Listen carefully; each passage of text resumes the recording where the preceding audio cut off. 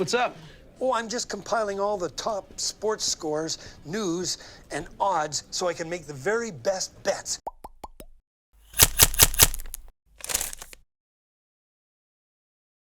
Well, after the NBA draft, everyone thought the New York Knicks would be the biggest embarrassment of New York this week, but the New York Jets are giving them a run for their money. They've decided to fire their GM, Mike Maccagnan, and the timing is very strange. I'm Sierra Goodwill here with Alex, Barth, and Evan Lazar. What do you guys think about the madness that's going down in New York? Well, let me give you a little summary of what they let Mike Maccagnan do before they shipped him out of town. They let him spend $190 million in free agency on Le'Veon Bell, C.J. Mosley, Jamison Crowder, just to name a few. They then let him pick Quinnen Williams with the number 3 overall pick. Then last year, they let him trade up for Sam Darnold and pick their quarterback of the future as well, and then they fired him. So they essentially let him lay the groundwork of the entire New York Jets rebuild, and then they fired him. My understanding is that Adam Gase really wasn't a big fan of Mike Maccagnan's from the beginning. He really wasn't a big fan of the contracts that Mike Maccagnan handed out in free agency, paying a running back, Le'Veon Bell, all that kind of money, paying an aging linebacker in C.J. Mosley, all that kind of money. Adam Gase wanted nothing to do with either move, and that's kind of what led to this. It was a power struggle in New York, and Adam Gase won. We have to remember, he's the one who hired Gase, too, or was a part of the team that hired Gase. And to let him do, look, the sound out of New York was that he should have been fired a long time ago. He made a number of questionable decisions, but I think once you get to the draft, once you hire the head coach, it's like, all right, we got to ride with this guy for another year. Firing him is not the bad decision. It's actually, you know, in a bubble, a good decision.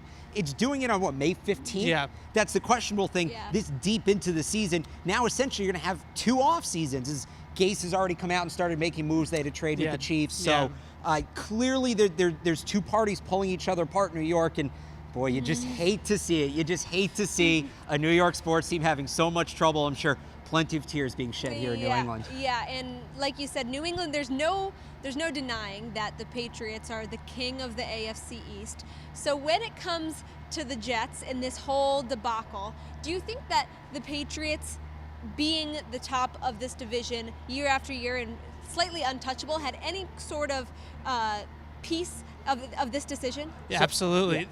Since 2000, the other 3 teams in the AFC East have gone through 26 head coaches and 19 general managers. That's a lot of decision makers.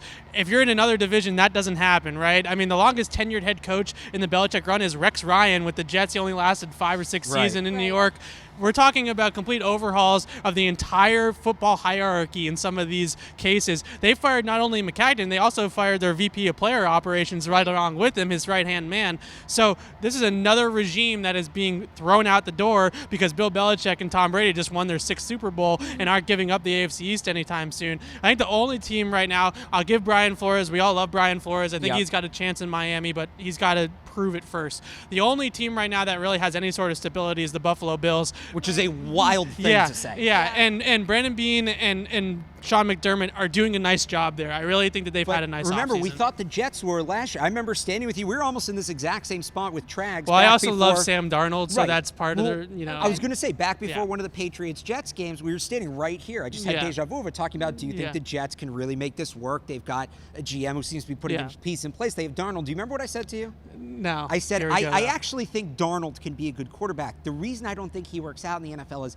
I don't trust the Jets to put pieces around him. The funny thing is that they did put pieces around him. It's just that they're not the pieces Adam Gase has wanted. Well, no, that's kind of my point. Like, they added Le'Veon Bell, they added Jamison Crowder. These are good players. It's just not the players that he wanted. Pieces extends beyond players. It's can they build an environment of stability where he can thrive. It's culture. It really is culture. The culture is getting torn apart. He's already in his 2nd year now on his 2nd head coach, his 2nd GM. And how many times do we hear about a high draft pick quarterback failing because, you know, what do they say, 5 offensive coordinators in 6 years, 3 head coaches in 5 years, that kind of thing.